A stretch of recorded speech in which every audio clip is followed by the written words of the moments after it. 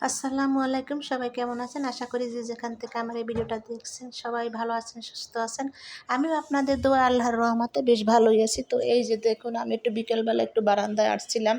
তো দেখেন ওই যে ওইদিকে অনেক বাতাস আর বৃষ্টি হইতেছে। তো আমাদের এখানে হবে বৃষ্টি এরকমের তো একটা আমি ভাব। হচ্ছে অনেক কাজ করে তারপর শেষে নামাজ পড়ে জোহরের তারপর শেষে একটু বারান্দায় আসছি। তো এখন রান্নাবাড়ার কাজে চলে যাবো। আর অনেক দিন হয় আপনাদের সাথে রান্নাবাড়ার ভিডিও শেয়ার করি না, যেহেতু আমরা আসলে ছোট ফ্যামিলির মানুষ। রান্না করি, যা রান্না করি 3 দিন থেকে যায়। একটা মুরগি রানলে আগে 2 দিন খাওয়া যেত, এখন 2 দিনেও শেষ হয় না, একবারে থেকে যায় এরকম অবস্থা। তো মুরগি এবং ডিম এগুলোই বেশি চলছে এতদিন। তো মাঝখানে একদিন একটু সবজি রান্না করছিলাম, দেখা গেছিলো।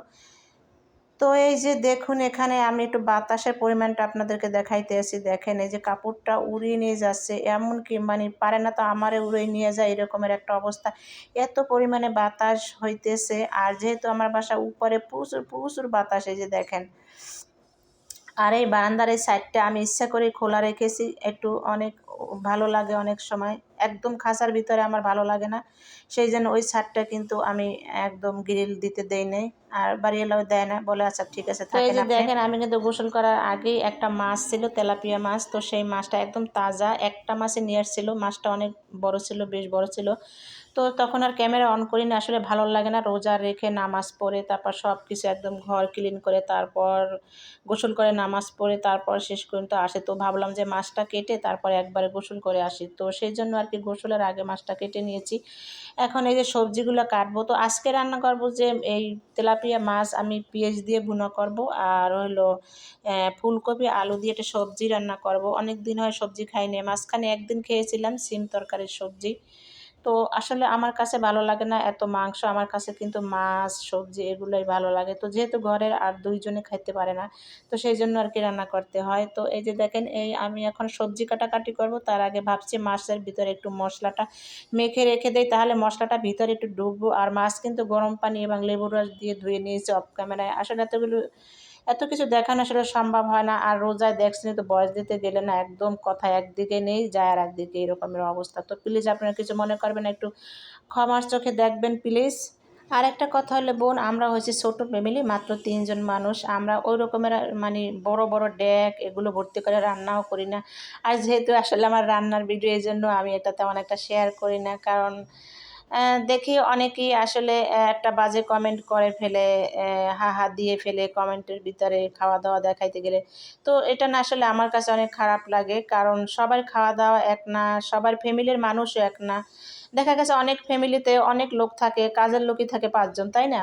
তো আমার তো আর ওই রকমের ফ্যামিলি না, আমরা হচ্ছে ছোট ফ্যামিলি, আমাদের সব কিছুই খাওয়া দাওয়া সব কিছু সীমিত। তো এটার উপরে যদি একজনে আসলে একটা হা হা কমেন্ট দিয়ে দেয়, তখন কিন্তু আসলে মনে অনেক কষ্ট লাগে। তো আমি আমার জানা মতে আমি কখনো কাউকে কোনো কষ্ট দিতে চাই না এবং দিও না। ইনশাআল্লাহ আপনারা দোয়া করবেন যেন আমার কমেন্টে কেউ কোনো কষ্ট না পায়। প্রত্যেকটা আমার ভালোবাসার মানুষ বলতে পারবে না যে আমার কমেন্টে কেউ কোনো কষ্ট পেয়েছে। আমি যদি পারি কাউকে কমেন্ট করি না, তারপরও আমি হা হা ইমোজি এগুলো আমি কখনো দেই না।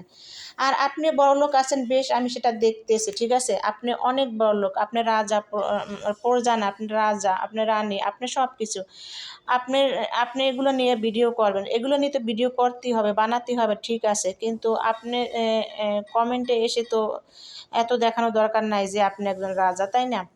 তো আসলে এটাই আর কি, আমাদের অনেকেই মানে বিবেক বা জ্ঞানবান ব্যক্তি যারা একটু বেশি, তারা এই সমস্ত কাজ করে। আসলে আমার এগুলো ভালো লাগে না, জীবনে যেন আমাকে দিয়ে এগুলো আর কি না হয়। তো ঠিক আছে। তো যাই হোক, অনেক কথাই বলে ফেললাম, মনে কোনো কষ্ট নেবেন না। আমরা হচ্ছে ছোট ফ্যামিলি, আমাদের রান্না বাড়াও কম, আমাদের সব কিছু কম, আমাদের খাওয়া দাওয়া কম। আর খেতে পারি না বলে কোনো লাভ নাই। জীবনে বহুত খেয়েছি, এখন সেগুলো খেয়ে খেয়ে আরও রোগ হয়েছে শরীরে, ঠিক আছে? তো সেই জন্য রান্না করে তো আর ফেলে দিয়ে কোনো লাভ নাই, তাই না? তো আজকে হচ্ছে আমি এই যে দেখেন মশলা বাটতেছি। আর এই বছর আমি কি করছি জানেন? মশলা আমি ব্লেন্ডার করি না। কেন? আমি প্রতি বছর মশলা ব্লেন্ডার করে সেগুলো একদম বেশি বেশি দিয়ে তারপর রান্না করে খেয়ে আমার শরীরের অবস্থা একদম খারাপ হয়ে গেছে। তো সেই জন্য এইবার জিদ করে আমি কোনো মশলা ব্লেন্ডার করি নাই।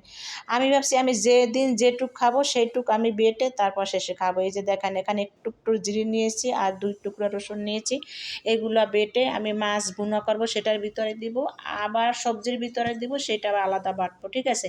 এইভাবে একটু একটু করিয়ে তেলের পরিমাণটা কম দিয়ে এইভাবে খেয়ে কিন্তু আমি রোজাগুলো আসলে থাকতেছি। এখানে না থাকার, এখানে কোনো হাস্যকরের কিছুই নেই। এখন আমি যেটা খেতে পারি না সেটা আমি বস্তা ভরে দেখাইলে তো আপনাদের হবে না, তাই না? আমরা এখানে ভিডিও করে, আমরা সবাই পরিবারের সবাই একই পরিবার, আপনারা আমার আপনজন, তাই না? আপনাদের সাথে সব কিছুই শেয়ার করি।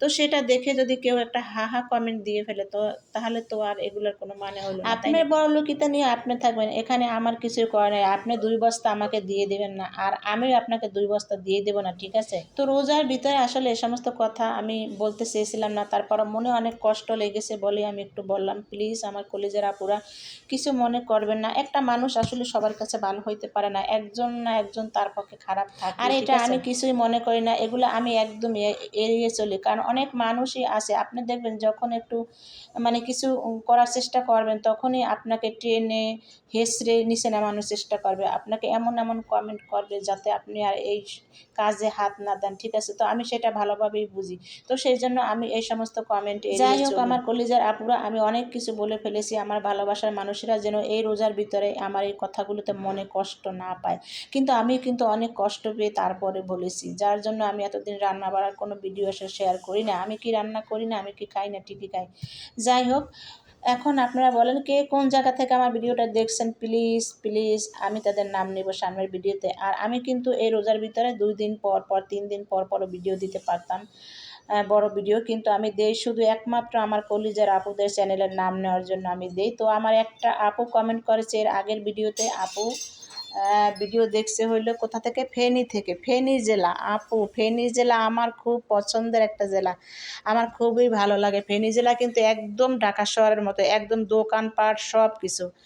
ওইখানে একজন ইয়ে আছে, মানে কি যেন, উনিও ভিডিও বানায়, তো উনি মাঝে মাঝে প্রায় মার্কেটে যায়, এত সুন্দর মার্কেট, একদম ঢাকার মতো সব কিছু আছে। প্রত্যেকটা মার্কেটে যায়, ভিডিও দেয়, আমি ওগুলো দেখি, ওনার ভিডিও আমি প্রতিদিন দেখি, কখনো মিস করি না।